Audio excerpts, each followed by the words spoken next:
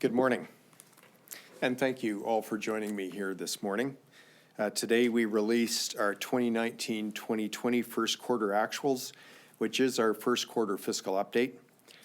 Because we're currently developing a budget that will be released this fall, these numbers are compared directly to the previous year's first quarter rather than a budget projection. And I'll be frank, these numbers do not paint a rosy picture. Our year-over-year revenue has remained flat, but we're burdened with cost pressures and compounding debt left by previous governments. In fact, as you can see in the report appendix on provincial government debt, the one that looks like a hockey stick, it shows that taxpayers' supported debt has grown from about $2 billion at year-end 2008-2009 to just under $13 billion in 2014-2015, and to now almost $63 billion at year-end 2018-19. That's a $50 billion increase in taxpayer-supported debt over the last 4 years. And it's one of the main reasons Albertans are saddled with almost $2 billion in debt servicing costs today. In fact, you'll see that one reason our expenses are up on a comparative basis is the cost of that irresponsible debt. Simply put, this pattern needs to change. Our government was elected on a promise of getting Alberta's fiscal house in order, and we're taking action to get us back on track. The McKinnon panel report submitted to government earlier this month is being reviewed in preparation of the budget, and we're deep in the process of cutting red tape and focused on saving Albertans time and money. And we're continuing to fight for pipelines to get our resources to market. But we also need to exercise spending restraint. As a province, we must live within our means and curb expenses. And we need to start doing this today to ensure a viable future of quality frontline services for all Albertans. These are trying times for our province, and many people continue to suffer from the previous administration's rash economic policy choices. But we're resilient, and with a clear, credible plan, we can get through this together. I look forward to sharing our government's full fiscal and economic outlook with Albertans later this fall. But for now, this is the fiscal update. Thank you, and now I'm pleased to take questions. So why are you focusing, like when you look at this, first couple of lines, it looks like it's pretty good. Like the deficit is lower, the revenue is the same, personal and corporate income tax is up, resource revenue is up, yet you're telling us that this is bad news.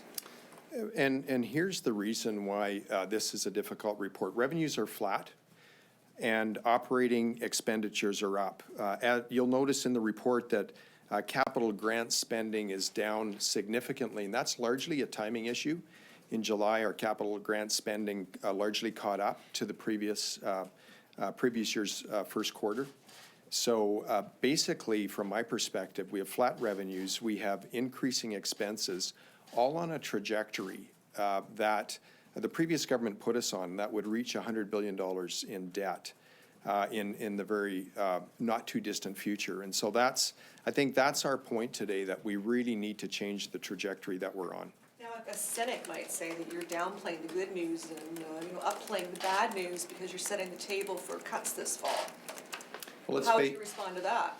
Let's face it, Alberta's revenues are very volatile. We've certainly talked about that. I think we're all aware of the volatility that we face as a province on the revenue side. We also know that we have a spending problem.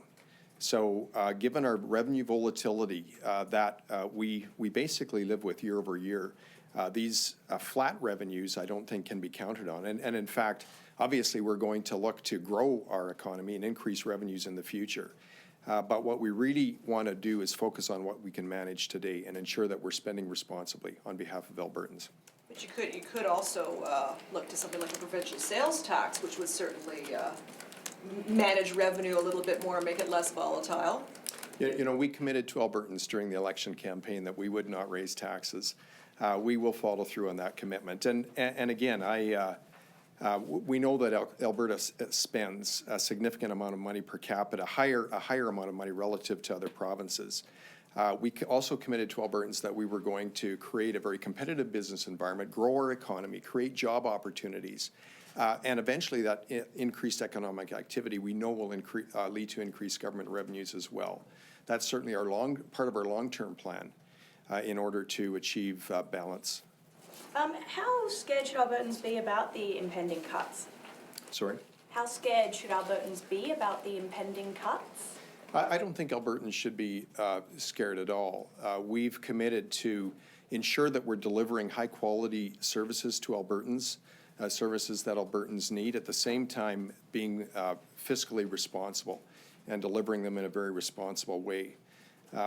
Certainly, we have a responsibility not only to Albertans today, but to Albertans tomorrow, to ensure that we can deliver services today and tomorrow, and that, in fact, we won't be hamstrung in future years and decades because of irresponsible choices today. The impact of the corporate income tax cut, how's that going to be felt this year? You're talking about volatile revenues going down. Is there going to be an impact? What kind of impact will that have on the bottom line this year, next year? When are we going to start seeing gains on these cuts, or will we ever? You know, we're convinced that the general plan that we're rolling out of creating a very competitive business environment will attract investment, will create job opportunities, will grow the economy, which will eventually lead to increased government revenues. In fact, leading economists have suggested that by approximately year 4, year 5, we'll in fact be seeing increased corporate tax revenues as a result of creating a more competitive business environment. And of course, that competitive business environment is not only reducing corporate taxes, it's also about reducing red tape, modernizing our regulatory environment to ensure that businesses can see Alberta as a natural, profitable place to invest and do business. I want to dig down into that a little bit. You say year 4 or 5 we'll see an increase. Are we talking about an increase from the levels we have right now? We're going to have to wait through your whole first term before we get back to the level that we're at now for corporate income? In terms of corporate taxes, our reduction will result in a short-term drop in corporate tax revenues. I mean, that's clear, that's obvious. But again, we're convinced that, and again, based on good econometric advice, that in the long term, by growing the economy, will in fact see an increase in corporate revenues in time. Let's face it, the previous government increased corporate taxes by 20%. The year after they did that, they saw an actual decline in total corporate tax revenue. And so we believe the opposite can be true as well. So can let's go in the opposite way then, instead of rolling back program spending, for a couple of years, hold it at line or maybe increase it, keep those programs going, would that not be better for the long term than cutting back on those programs and maybe deepening them in that way? Well, again, we're committed to balancing the budget in our first term. Again, our approach is to create a very competitive business environment, attract investment, create jobs, grow the economy, increase our revenue line that way, and at the same time, deliver responsible government by evaluating the way we deliver programs to Albertans, to do that in the most efficient manner, to avoid duplication.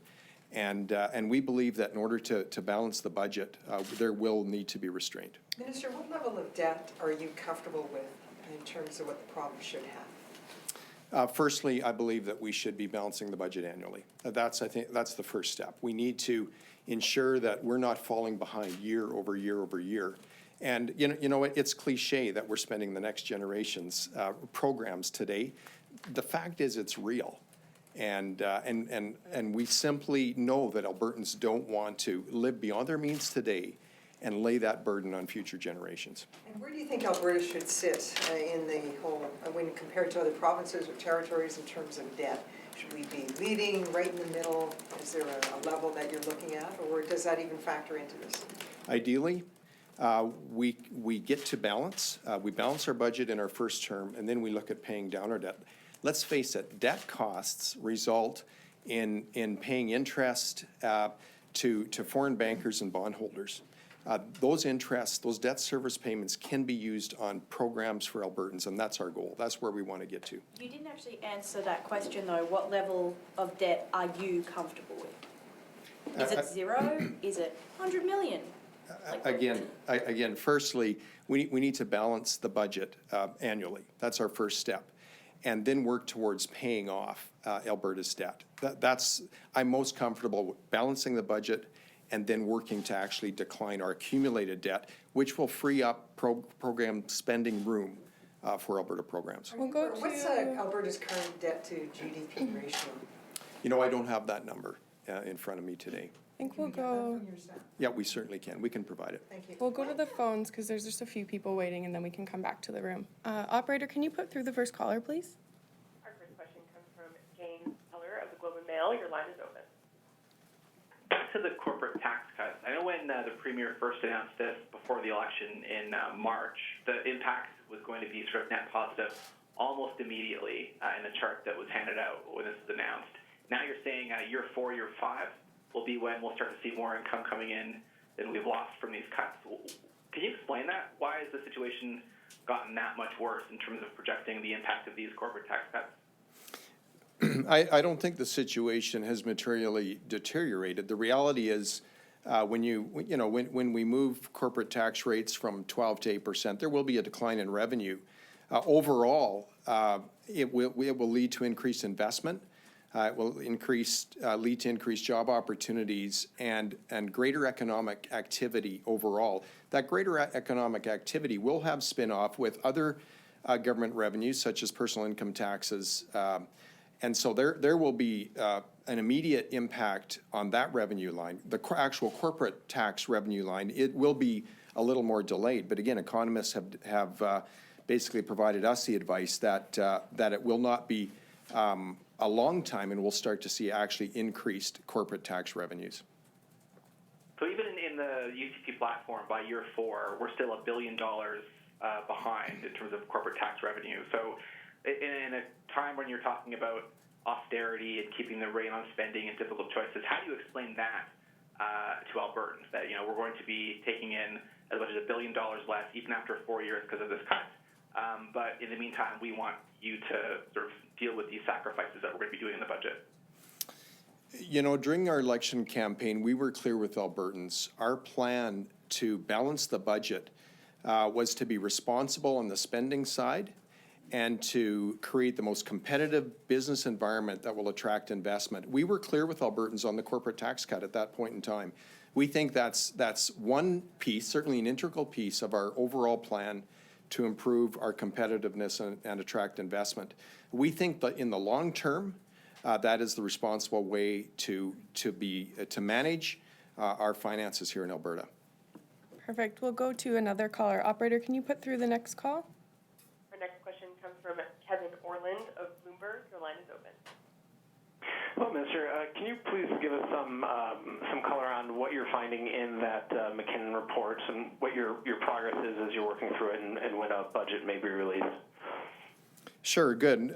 A good question. Of course, we've received the McKinnon panel report, Blue Ribbon panel report, and we're spending quality time with it these days for sure. We're, as you would expect, we've been busy in budget deliberations, developing our own budget process, and we're working to merge both the McKinnon panel report conclusions, recommendations with our own budget deliberations. We'll be rolling out, we committed to making that report public in September, and stay tuned. We'll be rolling that out shortly. Right. And how concerned are you about the province's debt right now? Some of the previous questioners have said the province's debt to GDP ratio is about 10%. Debt per capita is the lowest among provinces. So why is this such a concern for you? Well, that's a great question, because when it comes to, comparing debt amongst debt-laden provinces, I don't think this should be a race to the bottom. The reality is we're spending $2 billion a year on interest right now. Interest spending that could be used to enhance program delivery. We've spent, I believe, an additional $93 million in debt service costs in the first quarter of this fiscal year relative to the first quarter of the previous fiscal year. That shows the trajectory of increased debt servicing costs and the amount of funds that pulls out of basically programs to Albertans. So, when it comes to comparing our debt to GDP ratio relative to other provinces, while that's of interest, the reality is I don't want to race to the bottom. I think we have a responsibility to Albertans to manage this province's finances in a responsible manner. That means getting this province to balance as quickly as is reasonably possible, and then working down to pay our debt. We have a few more on the phone, so we'll just finish these up and then we come back to the room. Operator, can you put through the next caller? Our next question comes from Brennan Doherty of Star Calgary. Your line is open. Thank you, Minister. I wanted to ask about a line in the fiscal update that talks about cost pressures associated with decisions made in the last 6 months of the 2018 fiscal year being significant. It gives examples of these pressures as increases to social assistance, costs associated with driving programs, grant increases to legal aid, and growth in educational enrollment. Why are those being framed as cost pressures? Isn't that what government is supposed to fund? Well, I think that's, these cost pressures are the reality that we see as we deliver programs to Albertans. Clearly, we have enrollment growth pressure on education. We have caseload growth pressure in social services. These are costs that we have to manage as we deliver programs. I think, when it comes to the driver training program, that's a cost pressure we inherited from the previous government. We believe an ill-conceived plan to nationalize driver training, and it's adding significant costs right now at a time we really can ill afford them. But again, that's a cost pressure we face and we'll have to manage. Good.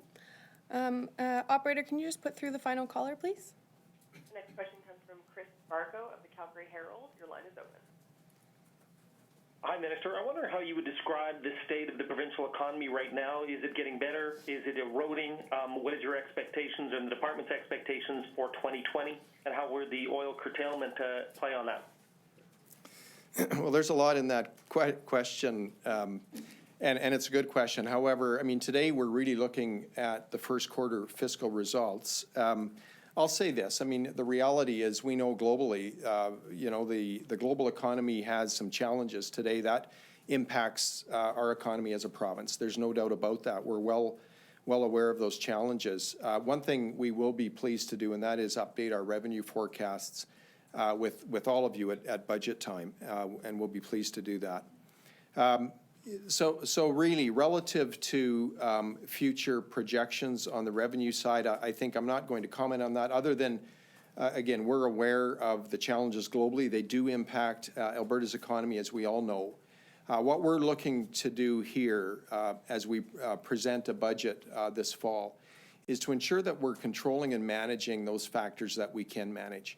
We think that it's important to focus on those things, ensure that we are delivering high-quality services to Albertans in the most efficient manner, that we're evaluating every methodology in the way we deliver programs, and that we ensure that we are not robbing from future generations with irresponsible spending today. Back on the corporate tax. So at the time you said, if it's working great, we may accelerate it, right, if the conditions exist. We found out that this first cut hasn't really led to much job growth, and it's led to debt payment and pay down by private corporations. If it's not working so great, will you reevaluate the plan midway through, or is this plan set in stone? Well, you know what, I think obviously we would reevaluate if we were going to speed the plan up, but otherwise we're committed to delivering this corporate tax reduction in the time frame that we proposed. And again, we're confident in the long term. It will attract investment. It will create jobs and opportunities and lead to increased government revenues. But what if this doesn't? Again, we've made it very clear to Albertans that this was the path that we were going to go on. I think it would. Let's face it. This is a pretty significant fundamental change. We don't expect that it's going to turn the economy around on a dime, but we're confident that this measure, along with our other measures to improve our business environment, the competitiveness of our business environment, will attract investment, will create opportunities, and will grow our economy. What's your benchmark? How much time are you going to give this to see results? Well, we're going to implement our corporate tax reduction as we've planned. So that will happen. We'll be quite interested to monitor the results, but we will implement this plan as you know. We reduced regardless, and again, we're confident that this corporate tax reduction will attract investment, will create opportunities to grow our economy in time. Now, obviously, there are global economic factors that are outside of our control, but again, we're looking to manage what we have responsibility for and what we can manage well. But you're only going to manage that and tweak it, and if it's something you want to speed up because it's working, but you are not going to slow it down if it's not working. You wouldn't look at it that. No, you know, I think we've committed to Albertans, we've certainly committed to the investment community that we're going to reduce corporate taxes. We provided a timeline. We know as a person previously involved in business, one of the greatest things you can do to actually discourage investment is to create uncertainty. We've committed to reduce corporate taxes. We will follow through on that. Aren't you creating uncertainty by not providing any projections whatsoever, nor giving any school, healthcare facility, etc., literally any guidance for the upcoming budget? You know, it would, if we had a budget in front of us, we would be very pleased to provide those projections. But given the fact we don't have a budget in front of us at this point in time, we believe to be transparent with Albertans and to provide meaningful data, we should simply provide the first quarter fiscal update in terms of what has our revenue and spend been in the first quarter relative to the year-over-year results. And just to follow up on that, how worried are you about a global recession? Well, you know, obviously we're paying attention like everybody else. There are some challenges globally, as we know. Again, we're focused on managing well what we can manage at this point in time. We'll do one more question and then we'll have to wrap it up. To Albertans then, specifically ones in the public sector, is this fiscal report ominous for or as it concerns the upcoming budget? You know, here's my answer to that question. We, firstly, I greatly value the contribution our public sector makes, and really in a sense a partnership with the government in terms of delivering high-quality services to Albertans. We made a commitment to Albertans that we were going to manage the finances of this province very responsibly. We've not yet finalized our position in terms of our collective bargaining positioning going forward. The McKinnon panel report, our budget deliberations will inform that position. And again, we will take a tact that ensures that we're responsible with Albertans' finances and that we can also continue to deliver high-quality services to Albertans. But the government's been saying for months and months and months that the fiscal or the financial updates are just horrible across the board. So how does this fit in? I mean, a lot of people are worried about these cuts, so concerning the budget, how does this fit in? Sure. Well, I think, you know, we've been clear all along. Given the state of Alberta's finances, we are entering into a period of restraint. There's no doubt about that. But in terms of finalizing final labor mandate relative to our public sector negotiations, we've not done that yet. Perfect. Thank you, everyone. If you have more questions, feel free to just